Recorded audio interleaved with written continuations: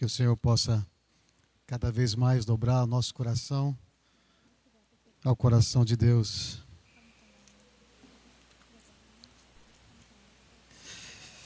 Algumas vezes eu me encontro em situações como essa no trânsito e vejo uma ambulância rodeada de carros por todos os lados, com a sirene ligada, alardeando: há uma urgência aqui, saiam da frente. E infelizmente às vezes percebemos que nem todo mundo é educado e treinado a sair da frente. Alguns, na verdade, às vezes tentam ir atrás da ambulância para ganhar espaço. E essa semana, por exemplo, no trânsito, chegou uma ambulância tocando atrás. Eu saí um pouquinho, a ambulância foi passando, mas ela estava com dificuldades de ir adiante. E eu fiquei pensando, quem está lá dentro? Será que há uma grávida, com um bebê prestes a nascer, com complicações de parto? Será que é uma pessoa com ataque cardíaco? Será que é alguém que tem algum osso quebrado? Alguém com uma situação emergencial? Alguém com o apêndice estourado? Alguém em uma situação que a cada segundo é fundamental para tentar salvar aquela vida? Eu fico imaginando quem está acompanhando aquela pessoa na ambulância e o desespero que ela deve estar. Saiam da frente, vamos, chegar logo. Eu me lembro uma ocasião em que, duas ocasiões, uma vez, no meio da noite, eu caí da cama, não tive pesadelo. Eu caí da cama com uma dor enorme no abdômen, de tal maneira que eu caí da cama, caí no chão, contorcendo de dor. Aí a Hanna logo levantou: o que foi, marido? Ela me chama de marido. O que foi, marido? Eu não aguento de dor, estou morrendo de dor. E sabe como é que é homem, né? Uma dorzinha parece estar morrendo, né? Aí a mulher olha assim: será que é tudo isso? Não é exagero? Mas realmente estava com muita dor. Muita dor. E a única coisa que eu conseguia falar naquela hora é: me leva para o hospital. Me leva para o hospital rápido. Só que era madrugada, as crianças dormindo, estávamos num outro país. Nós estávamos aqui no Brasil. E aí tivemos que achar alguém, a vizinhança, para vir, para ficar com as crianças, me colocar no carro e ela me levar ao hospital, saber qual hospital poderia atender o plano, e eu lá gritando: me leva logo, não estou aguentando de dor. Era apêndice, mas graças a Deus não estourou o apêndice. Mas até brincaram comigo: se fosse apêndice, qualquer faca já retirava, resolvia tudo. Mas naquela hora, a única coisa que eu conseguia pensar: eu quero ficar livre dessa dor, eu quero ficar livre dessa dor imediatamente. Não conseguia pensar em qualquer outra coisa. A prioridade número 1 era: quero ficar livre disso. Aí fomos para o hospital, aquela coisa toda, já aplicaram o remédio, tiraram minha dor, fiquei aliviado, mas ficaram investigando até descobrir o que era. E custou, no total, $32.000, só isso, só para tirar um apêndice. Mas, graças a Deus, ficou tudo resolvido.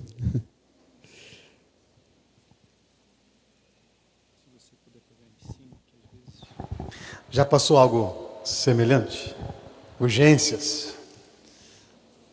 Hoje pela manhã nós vamos ver um caso, um encontro do Senhor Jesus com alguém que não estava com uma urgência tão grande, mas queria encontrar alívio, queria encontrar socorro, queria ver os seus problemas resolvidos.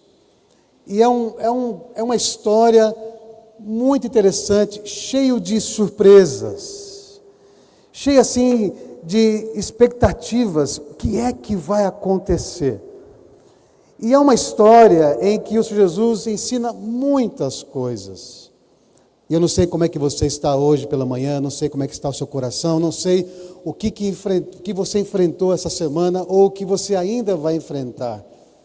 Mas com certeza, o Senhor Jesus hoje pela manhã convida você a prestar atenção.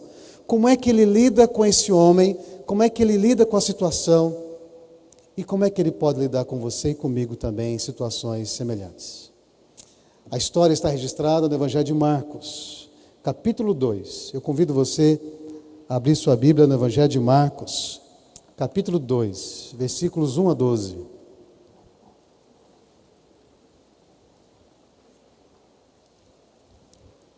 Evangelho de Marcos. Nós estamos abrindo a palavra de Deus.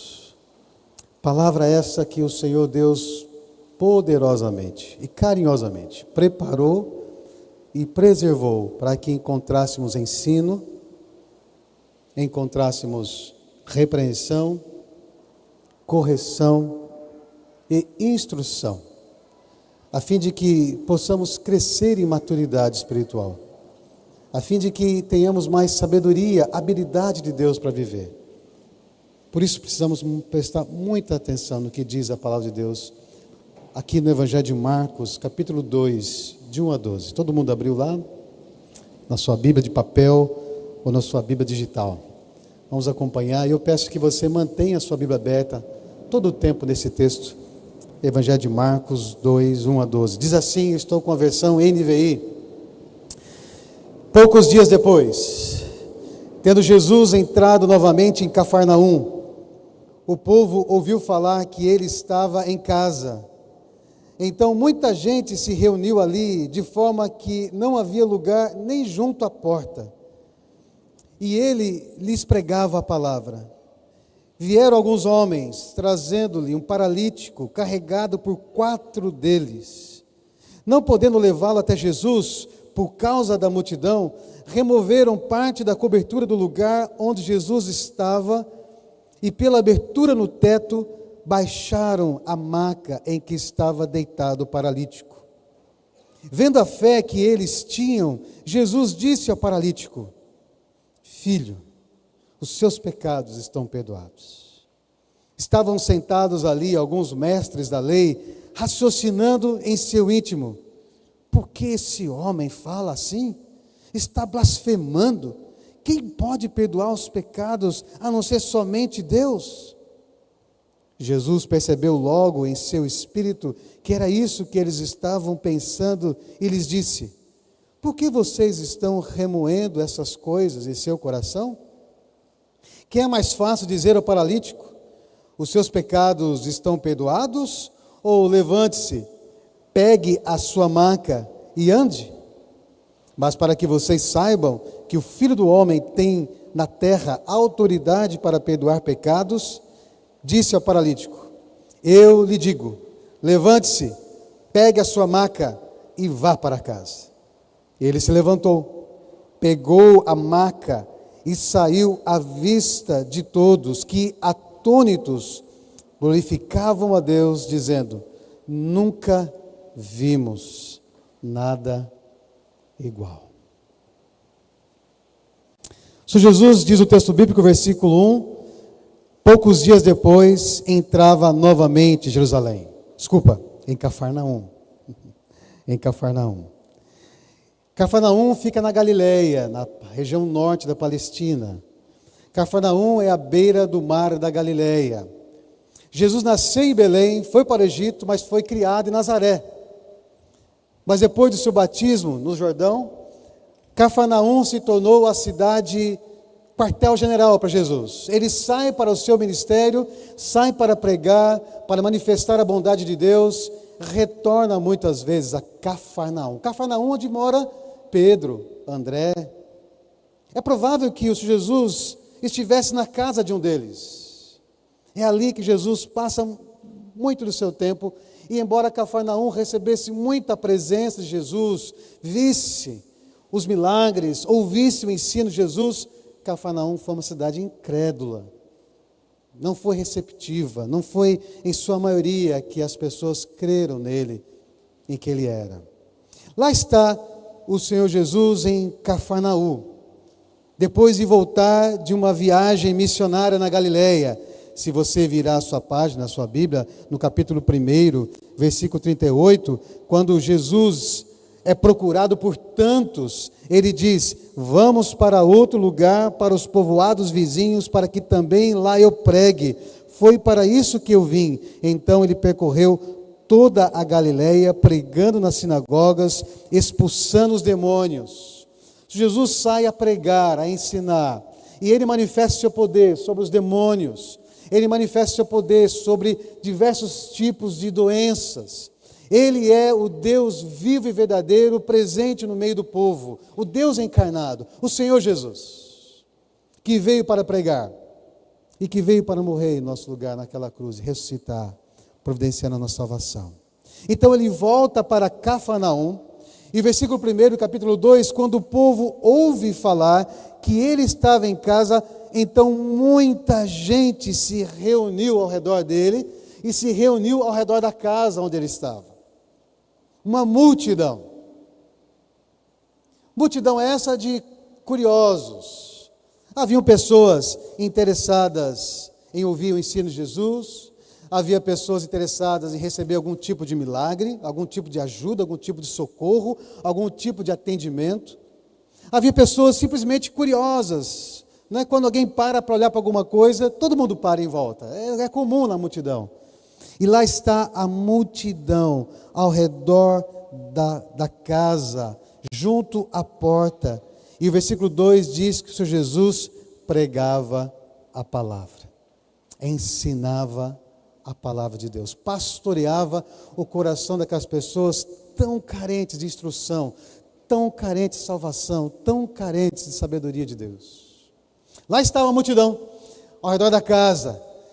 Então aqui começa a colocar para nós o cenário da história.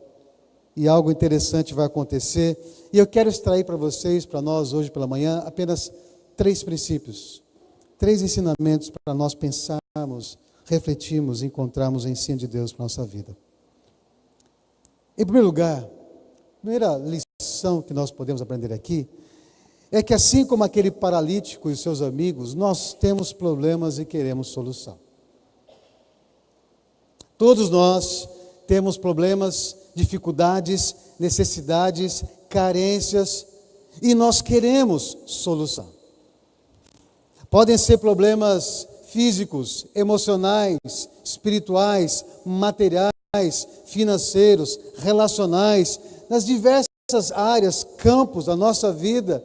E quando tais problemas nos incomodam tanto, nos faz sofrer, nos tira a alegria, nos tira a paz, nós queremos de alguma maneira encontrar alguma solução. Talvez você já passou por tantos problemas que você não via a hora. Quando eu terei paz? Quando terei solução? Quando esse problema será resolvido? Pode ser o vizinho que coloca a música no último volume e você não aguenta mais. E você já chamou a polícia não veio, não resolveu. Pode ser um problema de saúde, em que você é cometido por uma doença, cometido por uma limitação física, e você quer tanto uma solução. Pode ser um problema de relacionamento, no casamento, na família, com parentes, com colegas de trabalho, com vizinhança, com sócio. Pode ser problemas materiais, uma dívida que você não vê a hora de ser paga, ou de uma causa na justiça que você não vê a hora de ser resolvida. Tantos problemas que nos acometem, problemas consequências de nossas próprias escolhas erradas na vida. Problemas que enfrentamos porque vivemos num mundo de problemas, de caos, de perturbações, de pecado, então colhemos consequências disso. Problemas que outros nos causam e que nós não temos nenhum tipo de culpa nisso. Nós temos problemas. Talvez exatamente agora você esteja enfrentando alguma coisa na sua vida em que você está se perguntando: como é que isso vai se resolver? Como é que isso vai se resolver? Aqui nós temos o relato de um paralítico. Não sabemos se era tetraplégico ou paraplégico. Era um paralítico. Não sabemos se ele nasceu paralítico. Não sabemos se sofreu algum acidente e ficou paralítico. Não sabemos se algum tipo de doença o acometeu na infância e ele era paralítico. O fato era, ele era paralítico. Você pode imaginar o que é alguém sem nenhuma condição de se mover, de se locomover, ainda mais naquela sociedade, 2000 anos atrás. Uma sociedade em que, se alguém tivesse algum tipo dessa doença, na verdade, qualquer tipo de doença, paralisia, cegueira, surdez, mudez, as pessoas sempre faziam uma relação física com o espiritual. Tem algum problema espiritual aqui, tem algum pecado. Ou ele cometeu algum pecado, ou seus pais cometeram algum pecado para que ele tenha essa doença. Esse era o raciocínio mais comum na cabeça daquelas pessoas, em que as questões espirituais estavam relacionadas ao todo da vida. Você imaginou como é que este cidadão vivia? Carente de que alguém tivesse algum tipo de compaixão, misericórdia para resolver as suas coisas, para levar alimento a ele, para dar um banho, para levá-lo ao banheiro, para fazer tantas coisas. Ele dependia de ajuda. Talvez a culpa que ele pudesse ter em seu coração, talvez por seu próprio pecado, e ele pensava, eu fiz alguma coisa errada e por isso estou sofrendo. Ou será que os meus pais, os meus antepassados fizeram alguma coisa e eu estou sofrendo? Naquela comunidade, naquela sociedade, alguém com paralisia era colocado à margem. Essas pessoas nem saíam de casa, porque sair de casa é algum tipo de vergonha, até de zombaria. Fato era que esse homem tinha um grande problema, físico, emocional, espiritual, e ele queria uma solução. Ele queria uma resolução para isso. Aquele homem certamente era pobre, porque a palavra maca, utilizada aqui no grego, é uma palavra para se referir a um objeto bem precário. É muito provável que ele era alguém também carente de recursos financeiros. Você pode imaginar, você consegue entrar no coração desse homem, na vida desse homem, como ele vivia, tamanho sofrimento, tamanha tristeza, tamanha expectativa, quando me verei livre desse pesadelo que me acomete todos os dias da minha vida. Que vida mais triste que eu vivo, paralítico, em cima de uma maca, dependente de que alguém tenha algum tipo de piedade, misericórdia em mim para me ajudar. Mas ele tinha amigos, interessante. Ele tinha amigos, amigos esses que não sei de que maneira foram convencidos, mas ele conseguiu ter amigos o suficiente para carregá-lo. Carregá-lo naquela maca, versículo 3, vieram alguns homens trazendo-lhe um paralítico carregado por 4 deles. Não sabemos quantos homens estavam junto com o paralítico, mas 4 deles carregavam o paralítico. Você pode imaginar quando aquele paralítico começou a pensar, olha, eu ouvi dizer que há um Jesus, o Nazareno, o Jesus, o Cristo, o Messias, e que ele tem feito coisas extraordinárias, ele tem curado pessoas de doenças tão graves. Será que ele pode me curar? Será que ele pode resolver o meu problema? Será que ele pode solucionar o meu caso? Será que ele pode atender o meu anseio? Ei, meus amigos, será que vocês podem me levar até Jesus? Será que haverá algum dia, alguma possibilidade de me encontrar com Ele, Ele olhar para mim e me curar? Você pode imaginar? Me leve até Jesus, me leve até Jesus. Ah, mas ele foi fazer uma viagem, esses dias ele estava em Cafarnaum, mas não está mais. Até procuraram por ele e disseram que ele saiu para pregar na Galileia. Ai, meu Deus, quando é que esse Jesus volta? Será que ele volta para Cafarnaum? Será que um dia ele passará por aqui? Ou nas minhas redondezas? Não sabemos exatamente onde morava o paralítico. Mas fato é que quando ouviram falar que Jesus estava em Cafarnaum, logo os seus amigos, os seus companheiros, alguns homens o trouxeram carregando para levar até Jesus. Expectativa de um problema para se resolver. E você pode imaginar entrando na história e no coração daquele homem, enquanto ele é carregado e passando por lugares, não sabemos exatamente que lugares que eles passaram, e na expectativa, será que Jesus vai me atender?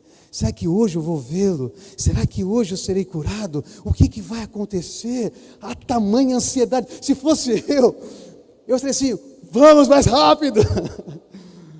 Não sabemos se ele era pesado, não sabemos como é que ele era, não sabemos a situação. E lá estão os amigos daquele paralítico, carregando aquele homem, na expectativa, será que hoje o problema será resolvido? Será que hoje eu serei curado? Meus queridos, nós temos problemas. Há problemas que nos acompanham e nós não temos culpa. Há problemas que nós colhemos consequências dos nossos próprios erros e decisões erradas. Há problemas que nós encontramos algum alívio, há outros que passaremos a vida tendo que suportar isso. Fato é que nós temos problemas e queremos solução. E aqueles homens chegam a Cafarnaum. Aqui está uma ideia do que poderia ser Cafarnaum. Johanna e eu tivemos a chance de visitar essa cidade em 2015. E de fato lá havia alguns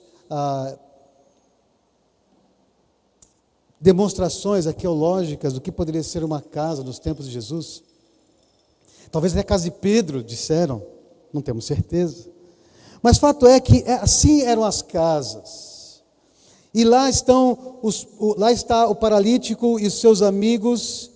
E o versículo 4 diz que não podendo levar até Jesus por causa da multidão.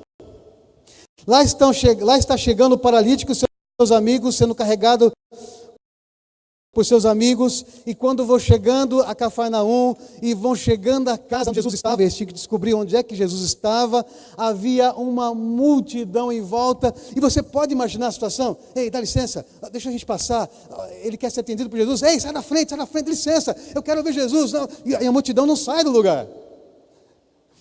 A multidão poderia falar assim, por favor, você tem prioridade, você não pode nem andar direito. Mas tamanha era as necessidades, tamanha era a multidão, e tamanha a indiferença da multidão, em que eles não podiam chegar até Jesus. Na verdade, no Evangelho de Marcos, a multidão sempre é um problema. A multidão curiosa, na verdade, tem uma má compreensão sobre Jesus, tem uma má compreensão sobre o seu ministério, dificulta as pessoas a chegar a Jesus. A multidão não é uma grande ajuda no ministério de Jesus. Confundem muito quem Jesus é, o que ele faz. Vão atrás de Jesus por causa dos alívios que ele pode dar, físico, material, comida, pão, cura, um discurso bonito. A multidão atrapalha, a multidão não abre espaço para que o paralítico seja levado até Jesus. Então, eles têm uma grande ideia. Versículo 4 diz que eles removeram parte da cobertura do lugar onde Jesus estava. E pela abertura no teto baixaram a maca em que estava deitado o paralítico. Versículo 4. Você pode imaginar se aqueles homens, quando tentam passar a multidão, e o paralítico certamente poderia falar assim, sai da frente, deixa eu chegar até Jesus, sai da frente. E a multidão indiferente, insensível, não abre espaço. Você pode imaginar se os 4 respondessem assim, eu acho que hoje não é o seu dia, meu amigo. Eu acho que hoje você não vai ser atendido. Eu acho que não é da vontade de Deus que você seja curado hoje. Mas o texto diz que eles são corajosos, que eles estão tomados de uma fé, Jesus vai dizer, versículo 5, que vendo a fé deles, de uma confiança tão grande, de uma coragem e de uma criatividade, e de uma cara de pau também, porque eles subiram pela escada, e assim eram as casas naquela época, né? Podia subir pela escada que havia atrás da casa, ou lateral da casa, e para poder subir até o teto. Nas casas daquela época, do lado de dentro, você poderia ver alguma coisa assim, eram caibos grosseiros, galhos, colocados com palha, e muito lodo, e muita lama, tipo de argila, que podia secar. Com o tempo, eles tinham que passar esses rolos, para que ficasse bem assentado, de maneira que quando chegasse a época das chuvas, não tivesse infiltrações. É claro que não são telhados tão bons como os nossos, embora os nossos ainda tenham goteiras, né? Em alguns casos. Não tinha laje, era assim. Era esse tipo de telhado que eles tinham, chamado de eirado também. Muito comum nas casas simples daqueles dias, em que facilmente alguém poderia subir, às vezes tinha algum tipo de azulejo em cima desse telhado, mas que facilmente podiam ser removidos, certamente remover essa terra seca, chegar até as palhas e puxar as palhas e puxar os galhos para que pudesse entrar por ali. Que coragem, né, dos amigos daquele paralítico. Você pode imaginar Jesus ensinando, daqui a pouco começa a cair umas coisinhas na cabeça, o que está acontecendo aqui, né? Você imagina o dono da casa, quem é que vai pagar essa conta agora? Quero saber quem vai pagar esse prejuízo. É como você, quando você abre a sua casa para fazer o grupo de amizade, o grupo familiar, né? E as coisas não ficam bem como você deixou quando a casa foi aberta aos visitantes. Quem é que vai pagar o prejuízo? Mas estão servindo a Deus ali, Jesus está pregando ali, e eles chegam até aquele cômodo, tinham que imaginar qual era o cômodo que Jesus estava, e a coragem, a tamanha fé que eles tinham, de que Jesus podia sim fazer alguma coisa por eles.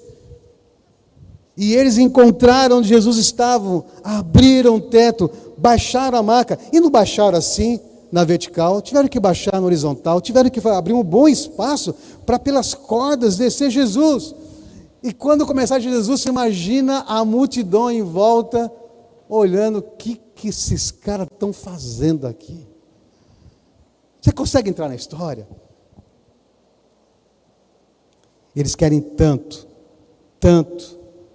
encontrar uma solução para aquele problema, que eles são capazes de demonstrar tudo isso, essa criatividade, essa coragem, essa fé, essa vontade, de que eles sobem ao teto da casa para poder chegar até Jesus. Quais são os seus atuais problemas? Como tais problemas têm levado você a procurar o seu Jesus?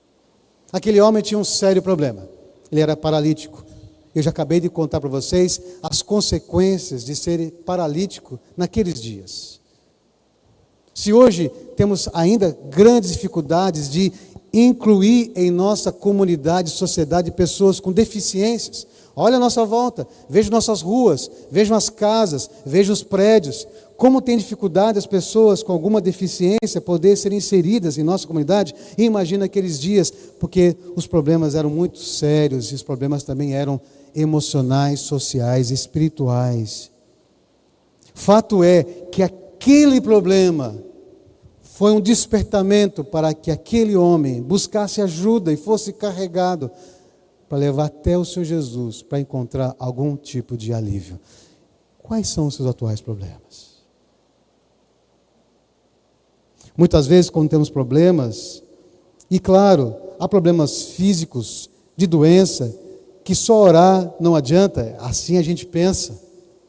Ou muitas vezes a gente corre para o médico, corre para o socorro, corre para remédio, corre para exames, sem antes mesmo de orarmos, sem antes mesmo de perguntarmos para Deus: Senhor, como é que o Senhor vai lidar com isso?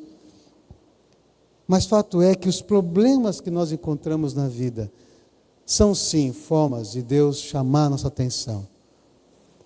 A C.S. Lewis, um autor muito especial, já falecido há muitos anos atrás, disse que Deus sussurra no prazer, na calmaria, nos dias favoráveis, mas Deus grita, berra nos dias difíceis, no sofrimento que nós enfrentamos. Quando estamos acometidos de um sofrimento físico, emocional, relacional, espiritual, material, seja que for, e muitas vezes pessoas correm para tantas maneiras de solucionar os seus problemas. Corre para se benzer, corre para um terreiro de macumba, corre para ler cartas, corre para um especialista, para um terapeuta, corre para tantas coisas, até mesmo para a religião. Mas na verdade só o Senhor Jesus, só o Deus das Escrituras é que pode nos compreender e é capaz de nos socorrer definitivamente dos nossos problemas. Mas eles vão até Jesus. E aí, quando eles chegam diante do Senhor Jesus. Versículo 5, a história está aqui nesse capítulo, nessa parte. O que é que você acha que vai acontecer? O que é que você imagina? Que Jesus vai olhar para ele, o paralítico vai falar assim, aquele olhar assim, de expectativa, né? É agora que ele vai me curar. Talvez ele pediu, o texto não diz que ele pediu, não pediu. Jesus diz no versículo 5, vendo a fé que eles tinham, Jesus disse ao paralítico: filho, os seus pecados estão perdoados. Mas espera aí, isso é muito bom, mas não era bem isso que eu estava esperando, não era bem isso que eu queria. Eu esperava que o Senhor fosse tocar em mim, ou dizer só com uma palavra, orar por mim. O Senhor não está vendo que eu sou paralítico? O Senhor não está vendo que eu não posso andar? O Senhor está vendo quantos problemas eu enfrento por causa disso? E o Senhor diz: filho, os teus pecados estão perdoados? Espera aí, Senhor, o Senhor não está enxergando? Eu não sei como é que você ia reagir, mas vamos entrar um pouquinho na história, entrar no coração, tentar entrar no coração. Mas fato é que a segunda lição que nós aprendemos nessa história é que nós temos pecados e precisamos de salvação. Nós temos problemas e queremos solução, precisamos muitas vezes de solução, mas há um problema mais grave, há uma prioridade, há uma questão muito mais séria. O problema, por pior que seja, nesta vida vai passar um dia. Você pode ser um cego, um surdo, um mudo, um paralítico, ter um câncer, qualquer problema, um relacionamento complicado, financeiro, não importa que problema seja, esse problema não durará a eternidade. Mas o problema espiritual, o pecado, o problema que rompe o nosso relacionamento com o Criador, um problema, o pecado que nos faz ser merecedores da ira, da indignação de Deus, do seu juízo, da sua punição, do castigo no inferno, este, depois da morte, continua. Portanto, se o paralítico tinha expectativa de resolver o seu problema físico, achando que talvez este fosse o principal problema que ele tinha, na verdade o Senhor diz: filho, você tem um problema muito mais grave do que essa paralisia. Filho, você tem pecados. E eu, que tenho toda a autoridade para perdoar pecados, porque sou Deus, eu digo para você agora mesmo: os teus pecados estão perdoados. Os teus pecados estão perdoados. Meus queridos, o texto diz que, vendo a fé que eles tinham, Jesus disse ao paralítico. Que tipo de fé é essa que moveu esses homens, que moveu o paralítico até Jesus? Que tipo de confiança, que tipo de fé é essa? Nem sempre as pessoas demonstram um tipo de confiança que é uma confiança salvífica, para salvação. É provável que esses homens tivessem a confiança que Jesus podia fazer alguma coisa para resolver esse problema. É como aquela fé que faz com que você seja levado por uma sala de cirurgia, que alguém vai lhe dar uma anestesia, que você vai dormir e que ninguém vai roubar os seus órgãos para traficar, mas vai fazer a cirurgia que precisa fazer e resolver o seu problema. Você se entrega, aqueles profissionais são competentes e são íntegros para resolver meu problema, que quando eu acordar, terão feito o que tem que fazer, e não roubar os meus rins, meu fígado, seja o que for. Não é verdade? Você entra no avião e tem a confiança que aquele piloto e copiloto sabem muito bem o que estão fazendo para levar aquele avião aos ares e levar você ao destino que você quer. Pelo menos ele tem a competência para isso. Se vai acontecer, não sabemos. Mas depositamos algum tipo de fé, de confiança. Mas Jesus olha para o paralítico, não diz para os amigos que estão lá em cima, olhando aquela situação, né? E agora? O que vai acontecer? Jesus se volta para o paralítico e diz: filho, os seus pecados estão perdoados. Talvez aquele paralítico tivesse uma sensação de culpa enorme pelos seus pecados. Talvez ele ficasse remoendo: que mal fiz para merecer isso?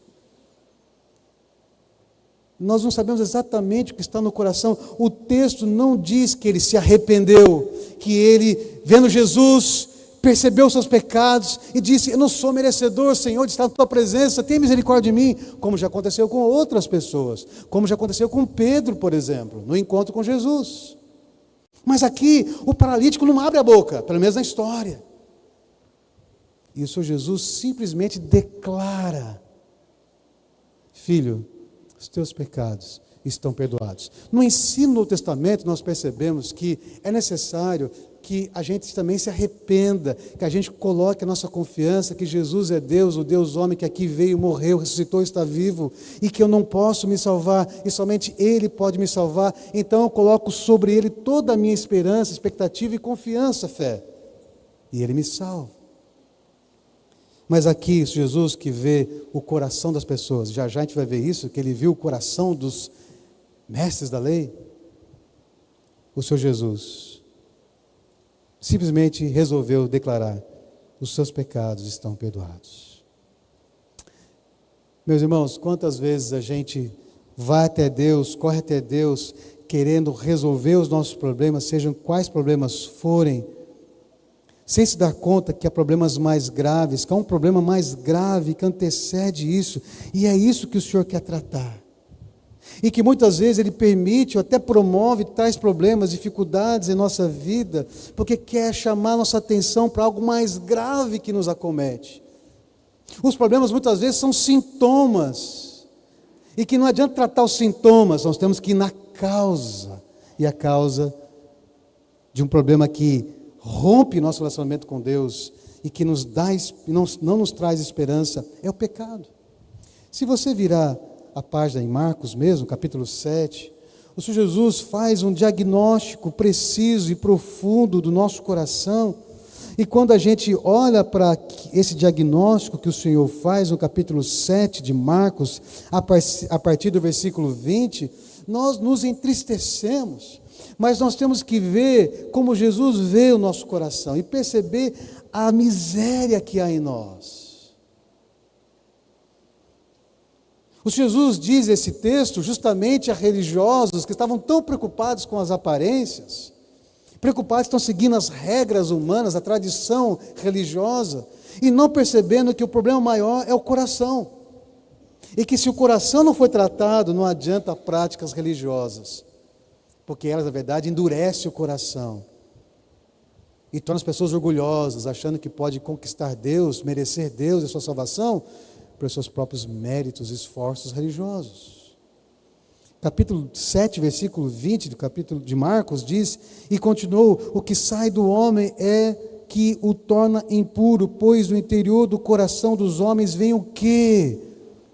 Vêm os maus pensamentos, as imoralidades sexuais, os roubos, os homicídios, os adultérios, as cobiças, as maldades, o engano, a devassidão ou libertinagem, uma vida sem nenhuma regra, sem nenhum limite, inveja, calúnia ou fofoca, arrogância, orgulho, insensatez. E essa lista não é exaustiva, é só uma pequena amostra. Há outras listas na Bíblia, há mais de 600 pecados na Bíblia. E tenha certeza, é bem provável que você tenha cometido quase todos eles na sua vida, na minha vida. Todos esses males, diz versículo 23, vêm de dentro e tornam o homem, o ser humano, impuro. O que torna o ser humano impuro não é só fazer uma religião não correta, é o coração do ser humano. Por isso, meus irmãos, que Romanos diz que todos pecaram e não alcançam o padrão da glória de Deus. Todos pecaram, sem exceção. Nós nascemos pecadores, herdamos isso de Adão e Eva. Somos culpados, corrompidos, caídos e por isso condenados por causa dos nossos pecados. E somos cegos e não percebemos isso, até que o próprio Deus toque em nós, abra os nossos olhos, nos convença da nossa miséria, para perceber quão doente nós somos e quão carente da cura que somente Deus pode dar através de Jesus. E cremos nele, pela graça. Porque nós pecamos e não alcançamos esse padrão da glória de Deus. E porque pecamos e não alcançamos esse padrão da glória de Deus, nós merecemos a morte. O salário, a consequência do pecado é morte. Morte física, que é a consequência do pecado. Mas pior que a morte física é a morte espiritual. Porque se alguém não teve o seu pecado resolvido na sua vida, por mais que viva fisicamente, está morto espiritualmente. E aí, quem não resolveu o seu problema do pecado morre duas vezes. Morre a morte física e tem a morte espiritual, a morte eterna, que é a separação de Deus por toda a eternidade, sem nenhuma chance disso ser resolvido na eternidade. É decretado morto espiritualmente por toda a eternidade, separado de Deus. Este é um problema mais grave. A paralisia é um sério problema, mas não é tão sério quanto o pecado. E por isso, o Senhor Jesus diz: eu estou tratando o seu principal problema. Eu estou dizendo, os teus pecados estão perdoados. Você pode ficar paralítico, mas tenha certeza disso, você não ficará assim para toda a eternidade. Meus queridos, esta é a maior graça, o maior privilégio que nós podemos ter na vida.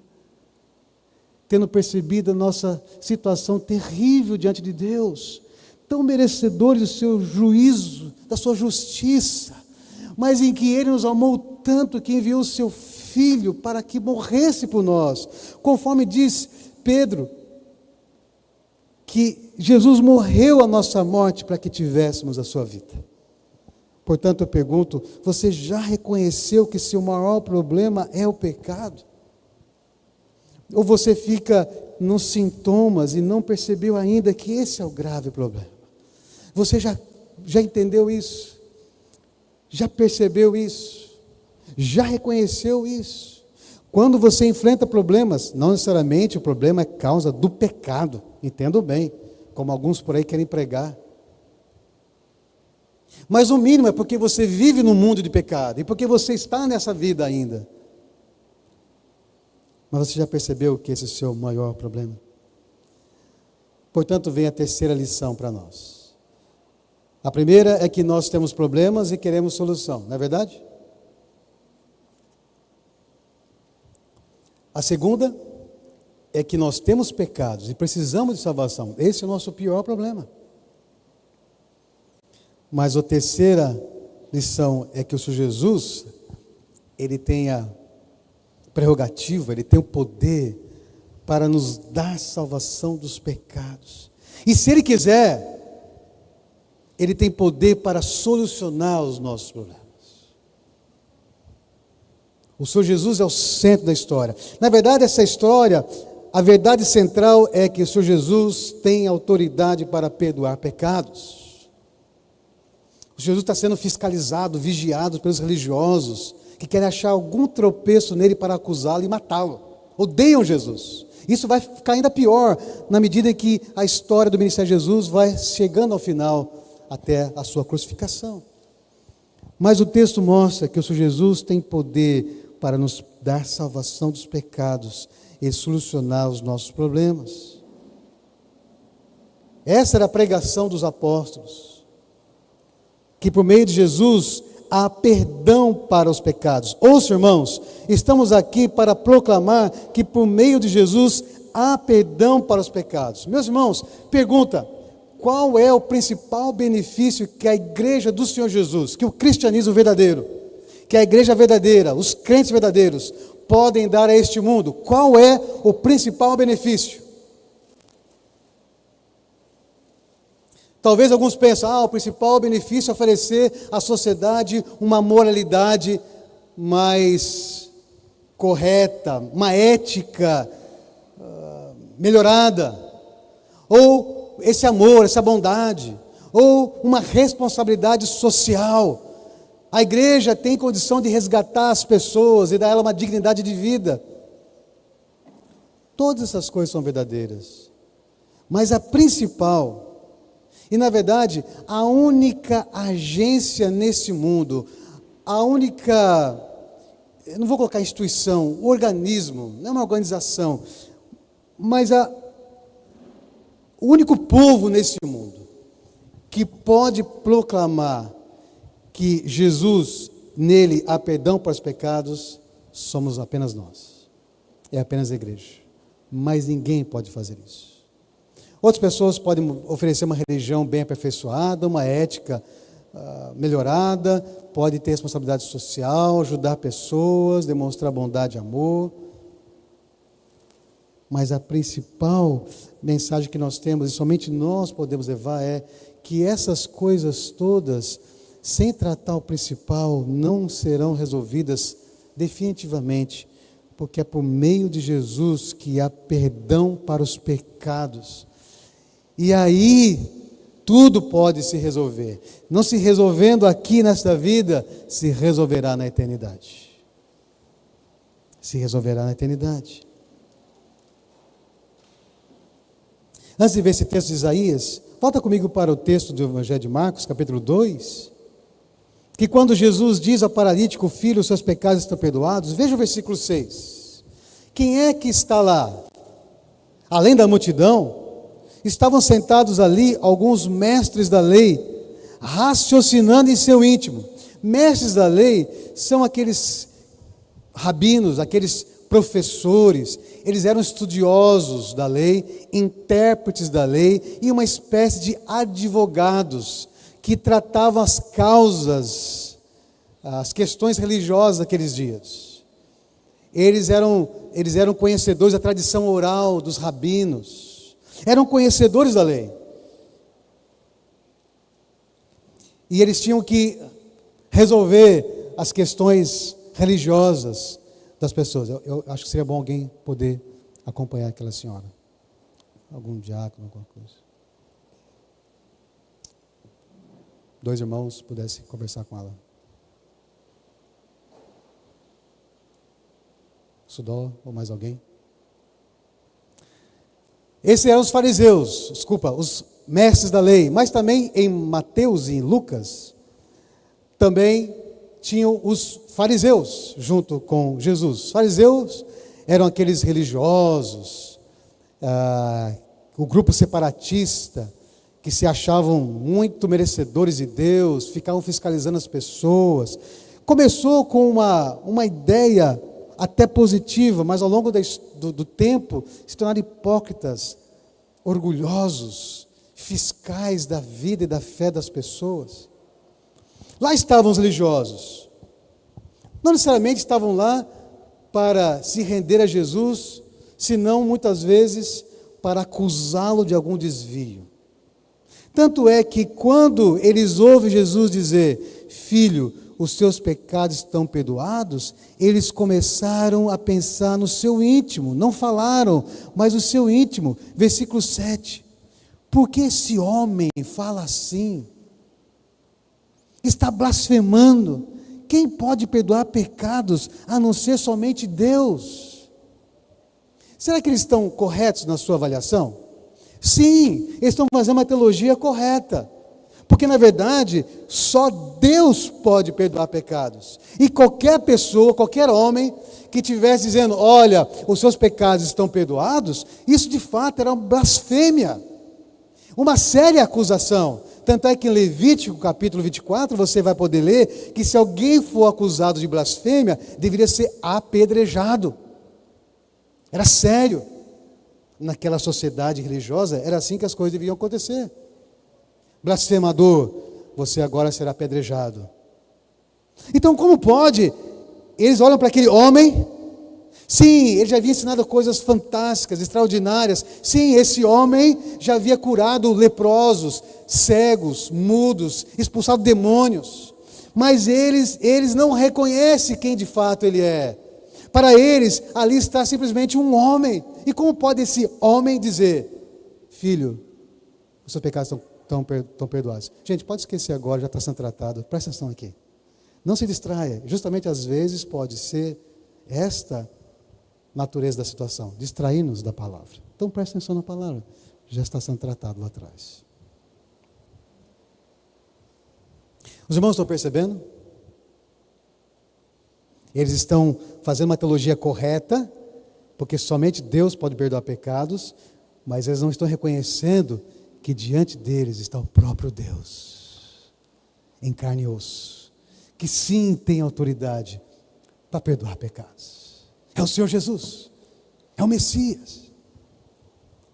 Na Bíblia diz claramente que somente Deus pode perdoar. O texto diz em Isaías: busquem o Senhor enquanto podem achá-lo, invoquem-no agora, enquanto Ele está perto, que os perversos mudem de conduta e deixem de lado até mesmo a ideia de fazer o mal, que se voltem para o Senhor, para que Ele tenha misericórdia deles. Sim, voltem-se para nosso Deus, pois Ele os perdoará generosamente. Há muitos textos em que diz que a prerrogativa, a autoridade de perdoar pecados cabe somente a Deus, mas ninguém, porque Ele é o ofendido.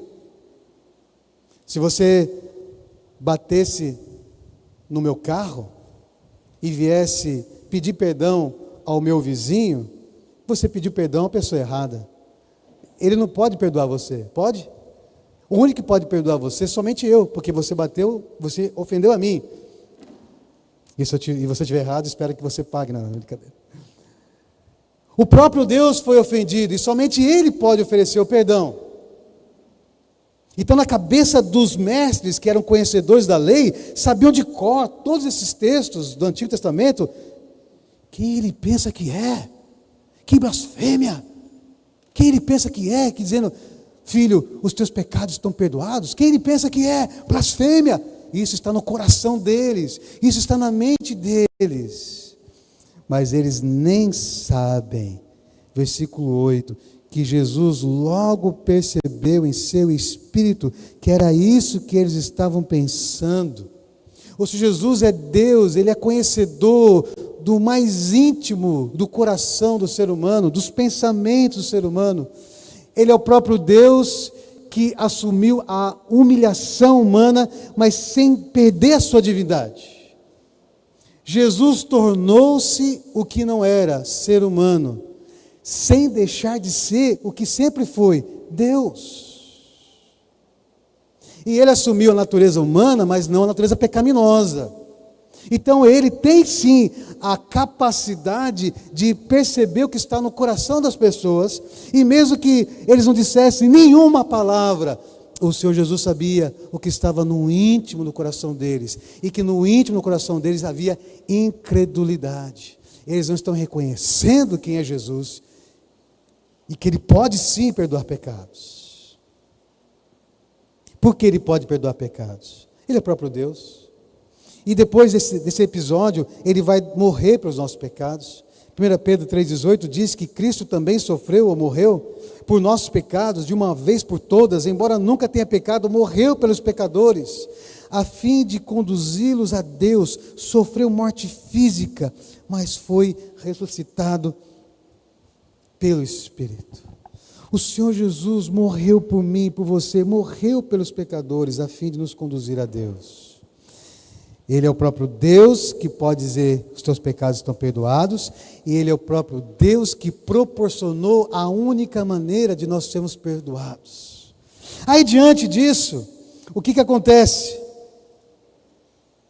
Diante disso, versículo 8, Jesus faz uma pergunta para eles: por que vocês estão remoendo essas coisas em seu coração?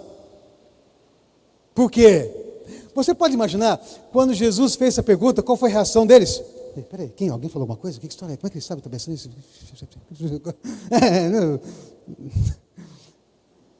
Como é que ele sabe que estou pensando isso? Você pode imaginar o susto? Essa história é cheia de surpresas. E essa foi mais uma surpresa para os mestres da lei. Como é que eles sabem que estamos remoendo isso no nosso íntimo? Por que vocês estão remoendo no coração de vocês essas coisas? Coração aqui é mente, o íntimo deles. Aí Jesus faz um teste para eles, para levá-los a pensar. O que é mais fácil dizer? Versículo 9. Estão comigo no texto bíblico? O que é mais fácil dizer ao paralítico? Os seus pecados estão perdoados? Ou levante-se, pegue a sua maca e ande? O que é mais fácil dizer?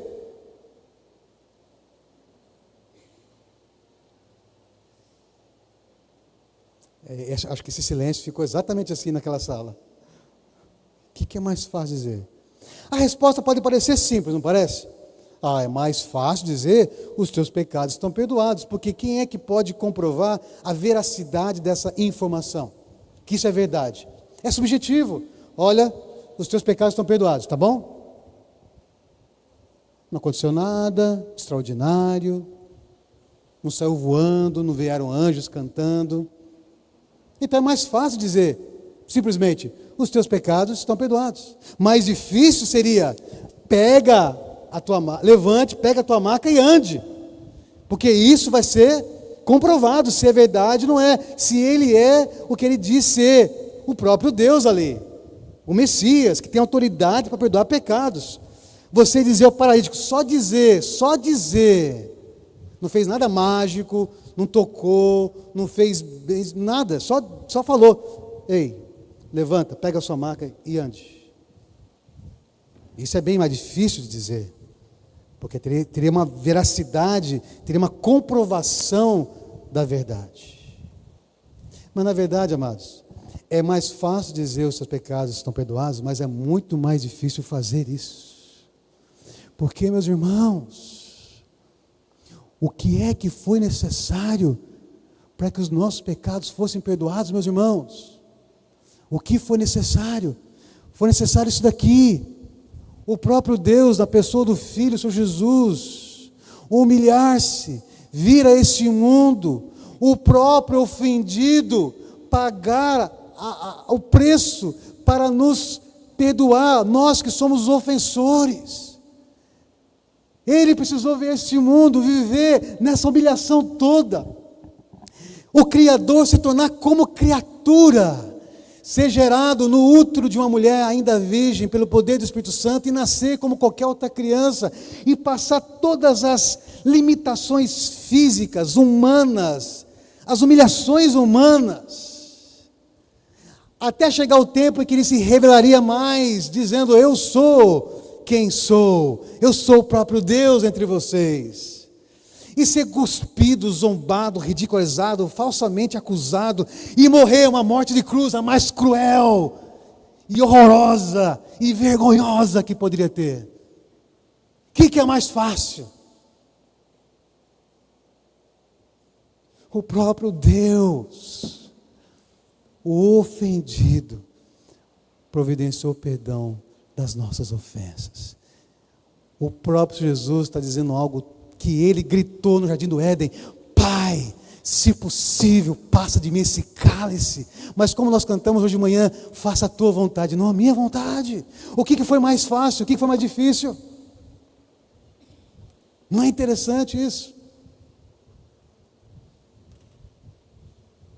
Mas ele diz, para que vocês saibam que eu tenho autoridade, versículo 10, mas para que vocês saibam que o Filho do Homem, essa expressão, esse título, Filho do Homem, é o título que Jesus mais utiliza para se referir a si mesmo. Não é Cristo, Christos, ou ungido, ou Messias, não é Filho de Deus. O nome de Jesus é Jesus. Cristo é um título.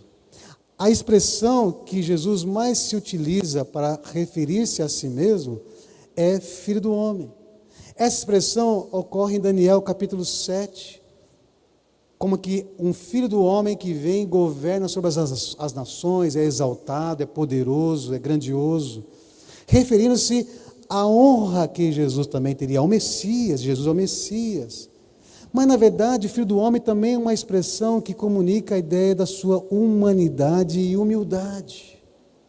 Aparece 80 vezes no Novo Testamento, 14 vezes somente em Marcos, 9 vezes para se referir ao seu sofrimento. Então, uma expressão que Jesus utiliza para Jesus não se proclamava assim, Jesus não aparecia, não fazia espetáculos. Você vai perceber que nos versículos anteriores, Jesus cura alguém e diz: não conta nada a ninguém. Porque Jesus não queria que ele fosse mal compreendido ou a sua hora da morte chegasse antecipadamente. Ele tinha o controle da história. Então se utiliza essa expressão, o Filho do Homem, mas para que vocês saibam que o Filho do Homem tem na terra autoridade para perdoar pecados, para que vocês saibam disso. E na verdade, queridos, coisa fantástica, em Ezequiel, se eu não estou enganado, uma das evidências da era do Messias seria os paralíticos saltarem, os cegos verem, os mudos falarem, o surdo ouvir, e o paralítico saltar, pular. Então, para que vocês percebam quem eu sou, e que o reino de Deus já chegou, e que eu estou no meio de vocês, eu digo ao paralítico: levante-se, pegue a sua maca e vá para casa. Já imaginou isso? E o texto diz, versículo 12, que ele se levantou, pegou a maca e saiu à vista de todos. Aquele paralítico, e nós não sabemos quanto tempo paralítico, atrofiado, seus músculos atrofiados, aquela paralisia que o prendia naquela maca, de repente o seu corpo ganhou vida, o seu corpo foi restaurado, os seus tecidos e músculos e nervos restaurados, e ele se levantou, ele pegou sua maca, e ele saiu da casa, foi para a casa dele. Na verdade, Mateus diz que ele foi louvando a Deus, exaltando a Deus. Não, Jesus não fez uma coisa assim, nada disso, não tem mágica, não tem varinha. O Senhor simplesmente disse. Não é assim que acontece em Gênesis? Haja luz, houve luz. Haja. A palavra, Deus age por meio da sua palavra. Ele fala e acontece. Ele falou: levante-se, pega a sua maca e caminhe. Ele se levantou, pegou sua maca e caminhou. À vista de todos. Versículo 12. Atônitos, glorificavam a Deus, dizendo: nunca vimos nada igual. Atônitos, de boca aberta, maravilhados, espantados, assustados. Nunca vimos isso. Nunca vimos isso no nosso meio. Mas não necessariamente eles estavam crendo em Jesus. Porque se você olhar na passagem paralela de Mateus, você vai ver assim: nunca vimos um homem fazer isso. Está lá, se você quiser olhar, Mateus 9, versículo 8, se você quiser ver na sua Bíblia, na passagem paralela dessa história, diz assim: vendo isso a multidão ficou cheia de temor e glorificou a Deus, que dera tal autoridade aos homens. Não necessariamente estão reconhecendo que Jesus é o Filho do Homem, o prometido, o próprio Deus entre eles, o Messias. Meus queridos, nós aprendemos que nós precisamos crer no Senhor Jesus para nós sermos salvos. Nós aprendemos que Jesus é o próprio Deus, porque só Deus conhece todos os planos e pensamentos. O Senhor vê todos os corações e conhece todos os planos e pensamentos. Assim diz o Senhor ao povo de Israel: eu sei o que vocês dizem, pois conheço cada pensamento que lhes vem à mente. Então Jesus, Ele é o próprio Deus, porque Ele age como Deus, tem autoridade para perdoar pecados e sabe o que está no coração daquelas pessoas. Ele tem poder para nos dar salvação e tem poder para nos solucionar os problemas. Mas nem sempre Ele resolve. Aqui, o paralítico encontrou o que ele almejava. Não sabemos o quanto ele almejava a salvação espiritual, mas ele encontrou um pacote completo. Voltou para casa de pernas novas, ou de um corpo novo, mas de um coração novo também. Um corpo plenamente restaurado e um coração completamente restaurado, perdoado. Mas há ocasiões, assim como Paulo orou, ele registrou aos Coríntios, que em 3 ocasiões supliquei ao Senhor que o removesse. Removesse o quê? Um espinho na carne que nós não temos certeza o que era. Uma doença. Era alguma coisa que ele queria ficar livre disso. E ele pediu a Deus: Senhor, tira. Não. Senhor, tira. Não. Mais uma vez, Senhor, tira. Não. Eu não vou tirar. Mas minha graça é tudo de que você precisa. Meu poder opera melhor na fraqueza. Então Paulo reagiu: tá bom, Senhor, já entendi. Eu prefiro as fraquezas, porque na fraqueza o teu poder se destaca. Às vezes nós vamos pedir para o Senhor solução de algum problema, e Ele vai dizer: eu não vou tirar este problema que você tem, mas eu vou lhe dar condição de enfrentar isso. O que eu quero é o seu coração. O que eu quero é que você ande humildemente comigo. Meus queridos, você já experimentou o perdão oferecido pelo Senhor Jesus? Você crê que, segundo a vontade do Senhor, Ele também pode, se Ele quiser, Ele tem poder, Ele tem prerrogativa, Ele tem toda a autoridade sobre o inferno, sobre as doenças, sobre todas as coisas. Não há nada no céu, ou na terra, ou debaixo da terra, que fuja ao seu poder, ao seu domínio, ao seu controle.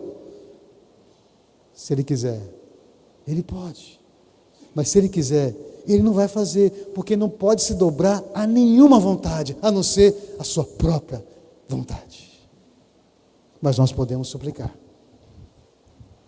Portanto, meus irmãos, nosso maior problema na vida é o pecado. Mas através do Senhor Jesus nós temos perdão.